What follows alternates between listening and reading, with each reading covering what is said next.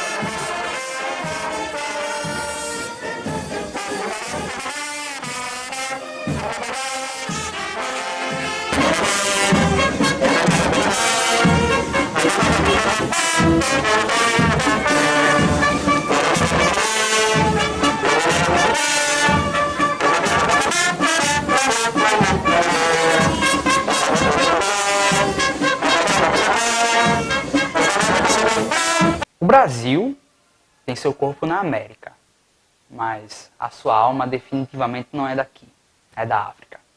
Quando o padre Antônio Vieira disse isso sobre a nossa formação, sobre a formação do nosso povo, na verdade ele estava dizendo o quanto que o meu povo, o povo negro, foi importante para a construção desse lugar.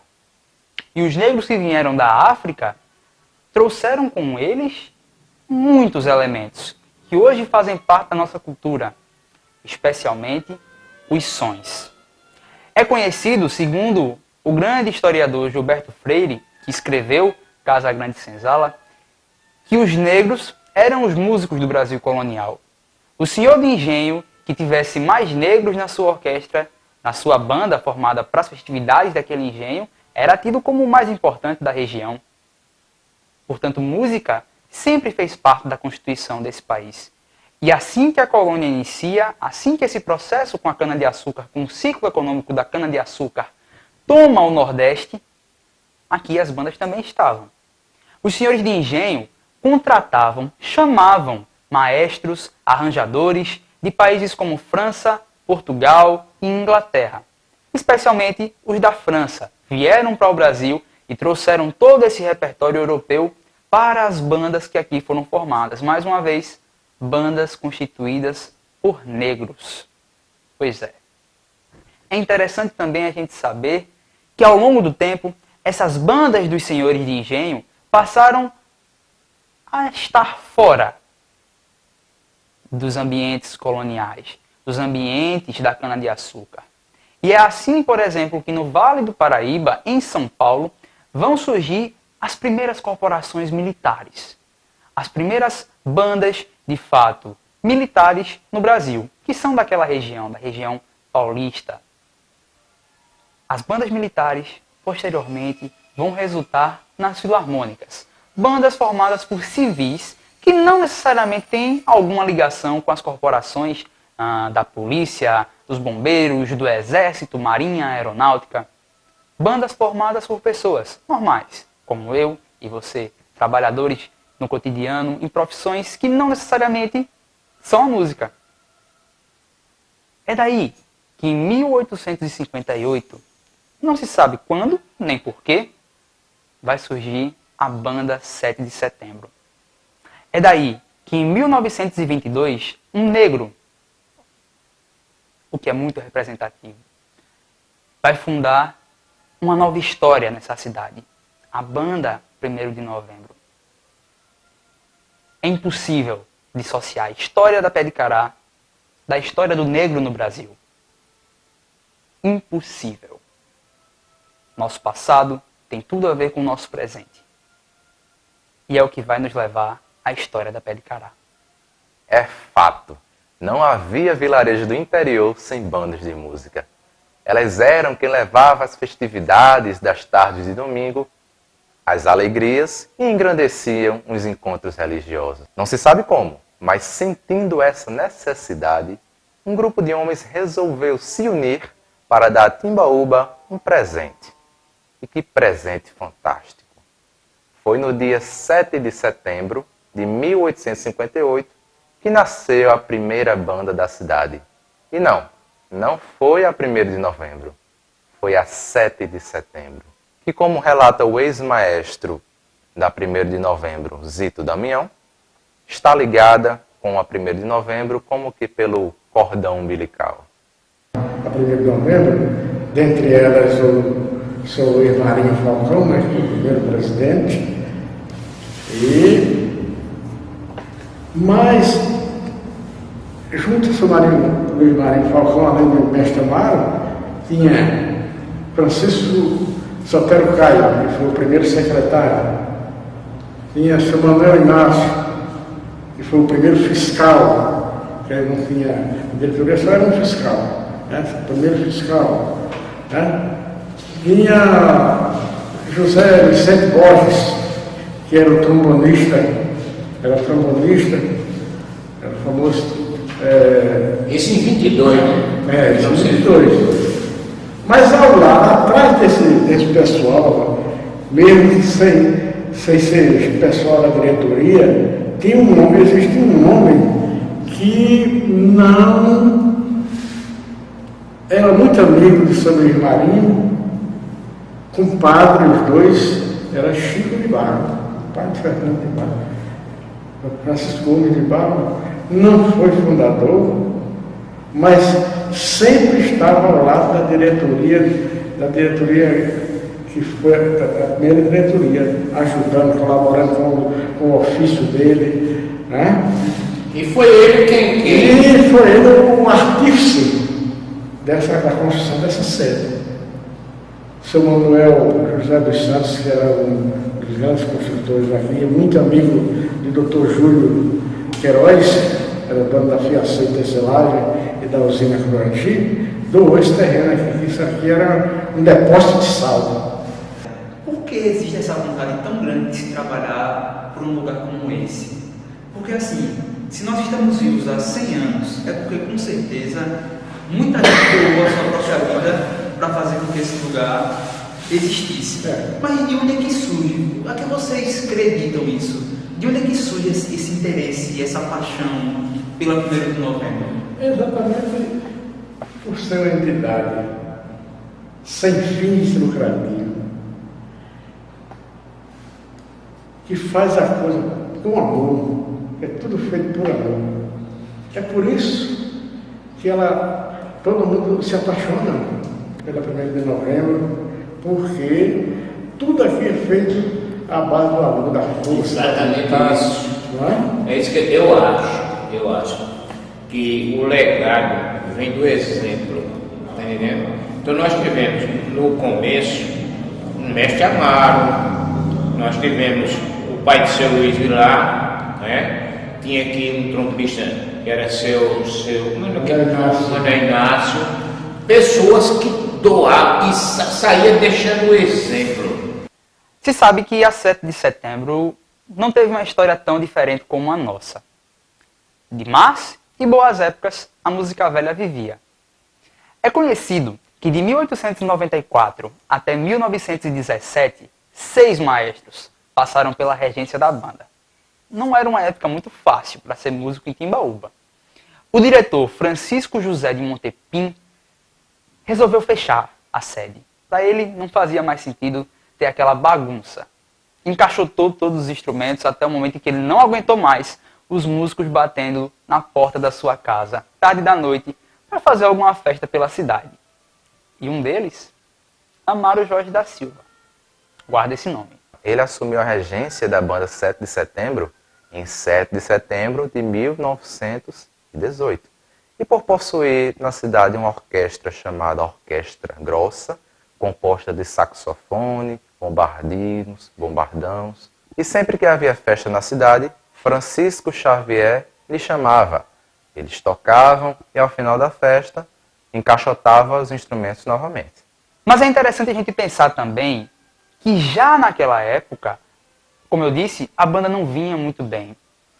E a bagunça, de certa forma, era tanta que elegeram um presidente que só ficou sabendo que era presidente da instituição 6 meses depois.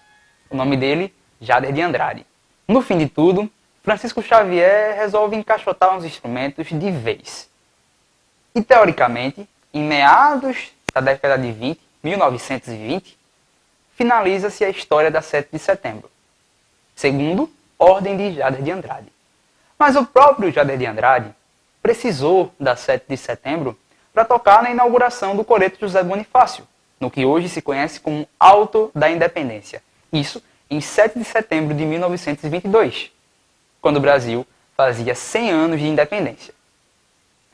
Naquela data, Jader de Andrade ordenou que os instrumentos fossem devolvidos ao então regente, Amaro Jorge da Silva, e a banda estivesse naquela solenidade. E de fato, ela esteve. Tocou na inauguração do Coreto José Bonifácio. Depois disso, houve uma reorganização. Os músicos resolveram que a história deveria ser diferente. À frente, continuava Amaro Jorge. A história agora é outra. Banda 1º de novembro. Mestre Amaro, quando chegou aqui, menino, ainda era menino, mas já não tinha pai, só a mãe, Dona Natália. Ela gastava a vida fazendo rendas e guloseimas para poder ganhar algum dinheiro e manter-se e criar o filho. Nesse Amaro foi aprender em Salvador, mas a paixão dele era a música. Só que ele era levado ao ridículo por ser negro. Aí vem o Sinal coloca se dizia com ele, né? A banda do negro Amaro Jorge. É importante lembrar que fazia apenas 33 anos da abolição da escravatura quando ele se transformou em E na realidade, você como jornalista, você sabe que essa abolição foi só uma grade que eles tinham que dar posse a Princesa Isabel e precisavam fazer algum ato para que ela pudesse aparecer. Mas na realidade, o senhor dizia que Dona Natália fazia renda mil, essa renda que a gente fala, era uma espécie de O bico. com bilros, né? Fazer aquelas rendas que hoje no Ceará é Muito usado. muito usado, né? Até eu tenho uma tia que fazia isso também, sabe? Eu também tenho filhos. Era o seguinte, então ela cuidava disso, de fazer o roseiro, feito com cara, essas coisas, né? Para sobreviver e poder criar o pretinho dela, o grande amor da vida dela, né? Então, a Mara foi crescendo, aprendeu a arte de sapateiro, recebeu as primeiras lições de música, mas foi ridicularizada. Mas um dia o maestro Guilherme acabou com esse negócio e ensinou a maestra Mara a arte da música. E ele tornou-se um dos músicos mais competentes da 7 de setembro, chegando à função do maestro. Quando a 7 de setembro encerrou sua atividade em 7 de setembro de 1922, ele era o regente. Então, foi quando, em 1º de novembro de 1922, ele, ao lado de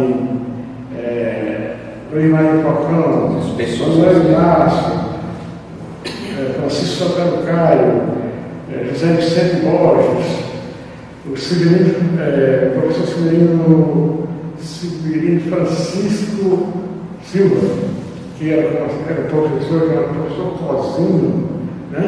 Então, esses homens juntados veio a ideia da fundação da Pleno de Novembro, da criação da fundação da Pleno de Novembro. Porque eles diziam que era inadmissível uma cidade como Timbaúba não ter uma banda de música. Aí vem e funda a 1º de novembro. Poucos eram os instrumentos que tinham, porque esses instrumentos que existiam no 7 de setembro, muita gente pegou e vendeu, deu fim, né? E outros tinham em casa, mas que tinham em casa foram chamados para fazer parte da banda de música. Então, era uma vez, esta marca pediu os instrumentos emprestados a uma banda de Vicência. Não sei se você vai saber desse fato, que ele montou um cavalo e saiu pela rua, tudo, né? Isso é um amor indizível, um amor que não tem limite, né? Esse é o que transmitiu às gerações. Morreu, sua morte foi uma morte triste, porque ele só tinha 47 anos de idade, morreu aqui dentro da sede, quando ele estava muito doente, prestes mesmo a morrer, ao invés de ir para casa, ali naquela rua chamada a rua 21 de fevereiro. 21 de fevereiro, ao invés de ir para lá, para o lado da mãe, a mãe que veio para o lado dele aqui dentro. Então ele morreu em um dos quartos aqui, que é onde é hoje ali o Paulo. Isso em 7 de setembro de 1946. Se você tem uma ideia, viu, Lucas? Ele, apesar de todas as barreiras que ele enfrentou, inclusive o preconceito, inclusive o apelido da banda foi porque tinha uma pessoa com problema do pé, já foi contado isso muitas vezes, mas que, como era preto, eles associavam ao mestre Amaro, e o cara tem um pé. Mas apesar de todo esse preconceito de ser pobre, sapateiro, ainda não foi feito um enterro com a quantidade de gente que teve no enterro do mestre Amaro. E 6 anos depois, em fevereiro de 1928, surge um fato novo. Uma nova banda de música surgiu na cidade, a Euterpina. Já viu, né? Um grande clima de disputa tomou conta da cultura timbalbense. Desde 1928, quando a Euterpina foi fundada, que vem essa rivalidade. Alguns músicos daqui saíram para ir para Iterpina, para receber dinheiro, porque a Iterpina era rica, comerciante, né? Da pessoa, do pessoal da elite. Depois que ela estava para morrer, já tinha transformado a sede lá numa jogatina, num local de jogatina. O menino chegava para bater a lição, estava lá a mesa de baralho, de pozó, não tinha. Aí, o que era o menino de barro, o maestro lá, professor de música, estava lá, numa mesa com 4, 5 outros colegas, jogando baralho, e o menino ficava lá esperando. E foi nisso aí, no final dos anos 50, no mês dos anos 60, ela começou mesmo, até que em 1962 encerrou as atividades definitivamente. Daí passou 27 anos fora do cenário musical de Timor. E isso foi prejudicial para a gente. Foi prejudicial para a 1º de novembro. Mas só que, mesmo assim, a 1º de novembro está com grandes apresentações nesse período, mas temos também situações difíceis. A 1º de novembro foi campeão, primeiro concurso de música do estado de Pernambuco, quando o governador Nilo Coelho foi eleito. Aí então, o maestro Nelson Ferreira. Havia um concurso chamado de Salve a Retreta, se eu não estou enganado. A gente ganhou esse. Era transmitido pela Rádio Tamandaré na época. Né? A Rádio Tamandaré é a precursora da Globo. Era das cadeias associadas, né? A Tamandaré transmitia direto daqui do Palco Ricardo Benjamin, de outros lugares, né? O concurso do Salve a Retreta. Era uma empresa de São Paulo que bancava Argos Industrial. Que era quando se você fosse campeão, tinha direito, ganhava um pagamento completo. E a banda foi campeã em algum desses concursos? Com certeza, inclusive ela é citada não sei se é no Diário de Pernambuco ou no Jornal do Comércio, que eu acho que era no Diário de Pernambuco, porque a Globo era ligada ao Diário de Pernambuco. Um histórico espetacular, né? Eu acho que você tem, não sei se foi no livro, acho que eu também. Tem até uma passagem, coisa que foi escrita para Irnade Moura, para você falar? A grande escritora valdense Irnade Moura, ela escreveu um texto falando sobre o 1º de novembro, né? Dando uma analogia do 1º de novembro. E o título é Quando a Banda Passa. Essa rivalidade entre Euterpina e 1º de novembro era tamanha que o próprio público timbalbense sentia. De tal modo que um senhor chamado de Manuel Galvão ficou responsável por dividir os amantes das duas bandas nas procissões da nossa cidade. De um lado, ficava quem gostava de Euterpina, do outro, quem gostava da 1º de novembro. E só assim a procissão podia seguir. Mas uma coisa é fato. A 1º de novembro só completa 100 anos hoje porque Euterpina existe. E a Euterpina só existe hoje como é porque a 1º de novembro existe. Ainda que um dia essa rivalidade tenha sido tamanha e exacerbada, é fundamental para ambas a existência da outra. Pois é, essa é uma relação histórica. Sabe-se que na cidade, naquele tempo, havia um beberrão de nome José Claudino, que além de negro, tinha os pés cortados, dando a aparência de um cará, alimento da família do inhame. Como o pé de cará se tornou a pé de cará, não se sabe ao certo. Mas ainda naquele ano, em 1928, a banda 1º de novembro foi recebida em Goiânia pela sua irmã Curica, aos gritos, aplausos de Viva Pé de Cará! E daí então entrou para a história. Na realidade, a gente já destaca o mestre dele, do mestre Amaro, você deu nele pelo que ele sofreu. Porque uma coisa é você pegar, é a mesma coisa da internet hoje em dia. Hoje você pode. Agora, tu pega, tem partituras aí, com aquelas partituras com grande que passa a escrever dobrado, feita a pena, não é a esferográfica não, você, não, tinteiro, e você tem partícula e não tem nenhuma rasura. Pois escrever o trabalho de estudar a base de candeeiro ou vela. Às vezes tinha luz no motor que era da cidade, não tinha qual era, a foi de 58. Então, quer dizer, esse pessoal, eu acho que. Agora, se você for realmente citar alguns nomes, eu diria a você que o presidente lá Luiz Marinho foi uma pessoa. Nós tivemos a Mauri Cabral, uma outra, Zezinho Damião, outra, Luiz da Silveira Vilar. E se eu for contar por mim, e se você quiser que eu resuma tudo isso num cara, o cara é melhor. Esse pode ficar certo que transferiu a alma do mestre Amaro, não sei como Jesus fez isso, e colocou aqui no coração dele.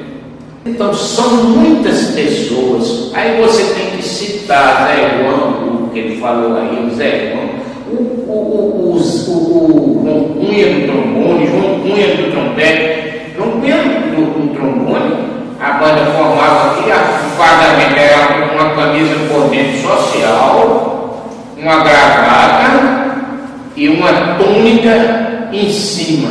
Naquele tempo tinha até um cinto feito de soldado de polícia. Aí ia marchar, uma bota, podia ser um sapato dele. Tinha jogo a abertura do campeonato, torneio início no campo municipal. Ou podia ser ali no campo do Jé, aí no templo municipal. E ia tocando até lá.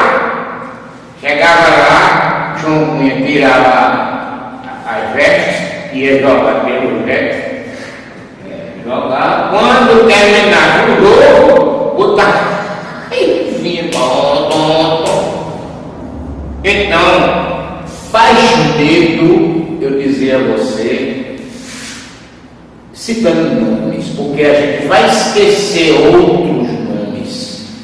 A família de Ercílio, de Lola, do Queijo, a família de Pipi, que tocou trompete aqui, tinha ele, tinha um irmão dele que tocava trombone, seu Kibe, que tinha que já, hoje está em São Paulo, um dia desse ele mandou um saxofone com a banda, não lembrar, não sei quem é. Seu Mauri Cabral foi um presidente exigente, mas foi um cuidadoso. Seu da padaria, seu Manuel Soares. A família Gina, eu não toquei na família Gina. Nós vamos olhar as pessoas assim, diretores, nós temos José Xavier Lau, que era trombone e os grandes diretores aqui. O irmão dele, Jonas, já foi secretário. Né? Família. Beto Mônica com a família dele, Minervinho também. Nós somos muitas pessoas. O Silva Ramos, essa coisa feia aqui, mas não vale mais. Certo? A gente pode esquecer a figura de Antônio Marinho, seu Hélio, tinha o avô que foi filho do mesmo não sendo fundador, vivia ao lado do fundador. E a 1º de novembro, entre épocas boas e mais, sobrevive. Este é o legado de quem construiu 1922. Não somente a pobreza franciscana, mas a garra em sobreviver. Prova tal que em 100 anos muita coisa passou. E estamos de pé e permaneceremos. Viva Pé de Cará!